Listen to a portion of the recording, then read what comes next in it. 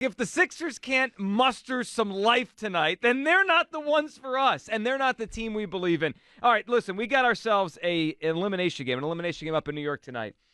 And you know what today is about? Today is about hope. Today is about the hope meter for this series. I think we all realize the hole the Sixers have dug themselves. 3-1 is a problem. I mean, it's very hard to come back, especially without home court, to come back from a 3-1 deficit. Is it impossible? Not at all. No, it's not impossible. It is LeBron did it. LeBron has done it. You know, great players have done this. Teams have done this. They've come back from 3-1 down. He didn't come back last night, but he's done it in the past. Yes, right. The prime version of LeBron could do something like this. All right, you know what, Hugh?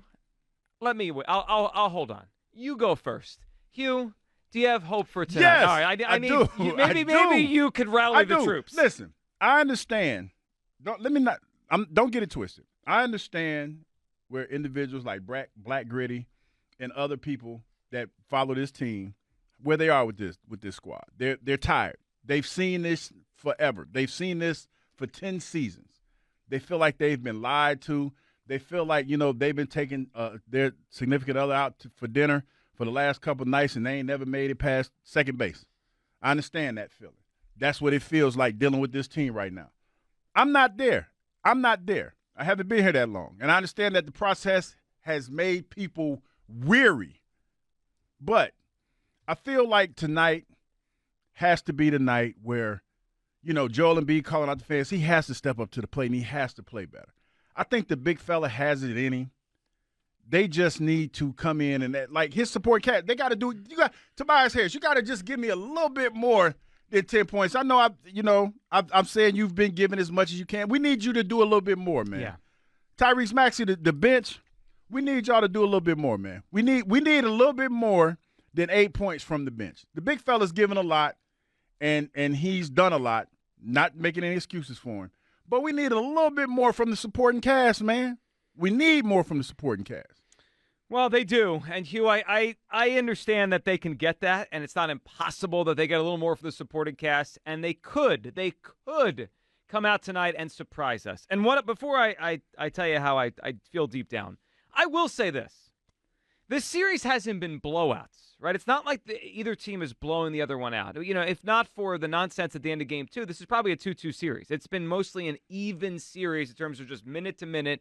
There's not and then it was one that got away. Yeah, right. You watch some of these games in the postseason, and some of these teams are up by 20 at some point, right? Teams blow the doors off. It's like that Timberwolves Suns series was not competitive.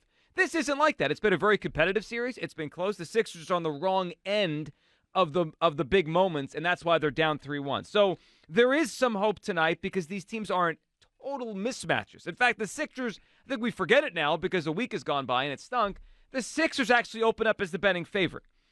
But, Hugh, I'm glad you came in with some hope today because someone needs to. Because deep down, I don't really have much hope. I don't. You're not the only one, Joe. You're not alone. I don't. I want to. I want to believe the Sixers could do this. 2 weeks ago, 3 weeks ago, we were sitting here saying this year feels different. Kyle laughed at us. He might have the last laugh on this one.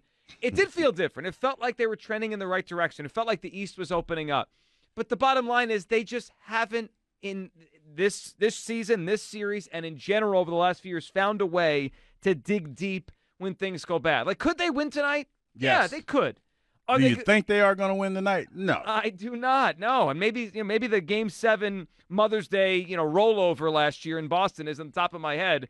But I'm looking at a team right now that just lost a pivotal game at home, and now they have to go back on the road. And my concern tonight is the Knicks smell blood in the water, and they're coming out to try to knock the Sixers out. They're trying to knock them out tonight. Joel Embiid's history in knockout games and elimination games, not great. It's pretty poor. It really is. He has not stood up and carried the team to victory when they've needed it the most in these spots. And I just don't know if there's enough there. We keep talking about the supporting cast. The Knicks have more guys. Kyle said that a lot yesterday. They do. They have more good players right now. The Sixers' best player is unfortunately not able to go. I want to have hope. Maybe someone could convince me today. I mean, Hugh did a good job to start us off. Maybe you guys could convince me today to have some hope for the rest of this series for tonight that the Sixers aren't going to roll over. Because I've seen way too many rollovers late in postseason series for me to believe this is going to be different. Last year, they rolled over in Boston. They rolled over and died in Game 7. Last year, or 2 years ago, at home against Miami, they rolled over and died. 2 years ago before that, in 2021, they rolled over in Game 7 against the Atlanta Hawks. There's been a lot of rollovers from this group. They rolled over against the Celtics in the bubble 4 years ago. My gut feeling is they're done. My gut feeling is they're going to go down tonight. I hope I'm wrong. I would love for this thing to go 7. To come back here, win a game 6, actually hear the home fans cheer and not Knicks fans. But my gut feeling is that they're in big trouble as they go to New York tonight. And then I got to hear Joel Embiid on this one as well. We didn't get to this yesterday.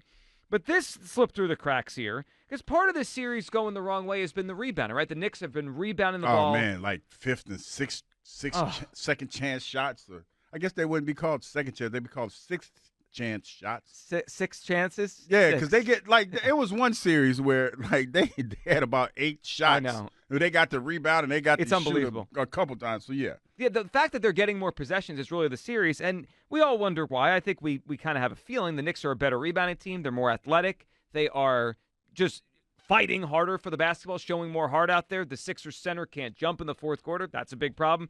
But there's also apparently the luck factor in all this. Joel Embiid on where the ball bounces. That's kind of the rebounding situation. I think part of it is, they got obviously the best player that they trust, and they're okay with it, taking 40 shots a game. And I think most of the time when you're in rotation or when you're trying to load up to make sure that he doesn't get easy shots, that kind of gives them a lot of open lanes to just attack the offensive glass. And it almost seems like they just know he's going to shoot it, so they're just getting ready to offensive rebound. And then if you're in the gap, and by the time you turn around, your man is already past you, and then now you left with a 3-on-2. But I don't even think that was the issue tonight. I think we had a lot of bad bounces. You look at the game, every single shot, it just felt like you just kept falling in their hands. Sometimes you can do the best job possible to try to box out, but if the ball doesn't bounce your way, there's nothing you can do about it.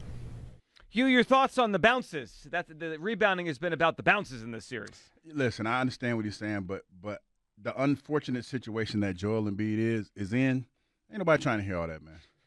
Like I'm not even trying to be funny. I like Joel Embiid and former professional athlete. Got to give the man the respect that he deserves. But listen, at the end of the day, I ain't trying to hear that. Show me the baby. I mean, really, show me the baby. I mean, all of this explaining. You lost me when you started explaining in detail about how the luck of the draw and the ball doesn't bounce your way. I ain't trying to hear all that, man. Win a game. Like, seriously. Win a game. No, there's not a fan out there. There's nary fan out there that want to hear all that. And that's not being mean. That's just being real. That's coming from a perspective of a former professional athlete that has been in situations like this, knowing for a fact that ain't nobody trying to hear all that. They just want to hear you. They just want to see you go out there and talk about winning a basketball game, football game, hockey game, baseball game, whatever the game is. Just go win the game, man. It's also nonsense. I mean, that's like there's – I appreciate when an athlete could take us inside and say something that maybe we can't see it or we don't understand it, right? Like the angles and bounces of a rebound and high-level basketball, I don't understand that. Like I've never – first, I was never gifted enough, but I never played to that level where I get it, what he's trying to say. But I could check the numbers and say, that's baloney, Joel. So one of his points was, well, Brunson takes all their shots, so they all kind of know they could crash the glass, right? In game 1, Jalen Brunson had 26 shots. The leading Sixers shooter that night had 26 shots, same amount. The Knicks had 23 offensive rebounds, and the Sixers had 9. I mean, come on. Like, you can't pull the wool over my eyes and tell me, well, it's just because of this and that. They're out hustling you, man. Yeah, I can't. Yeah, that's kind of where I'm at with it because, I understand you know way more basketball than I do, and your explanation was probably spot on. But at the end of the day, when I'm watching that series where the Knicks shot the ball like one time and they got the rebound. Then the second time they got the rebound. As a layman, I looked at that and I said, looks like they're hustling a little bit hard. You know what I mean? It look like there's a little bit more hustle with those guys than the other guys. So, your explanation might be spot on. But what my eyes are showing me is that, hey, those guys look like they want it just a little bit more. Yeah, it feels to me like Hartenstein and Josh Hart are playing like their careers are on the line, and Tobias Harris is playing like they're playing in the moment. Yeah, he's playing like he's halfway out of here, and the center can't jump. That's what I see, and I don't need to be an expert to see anything.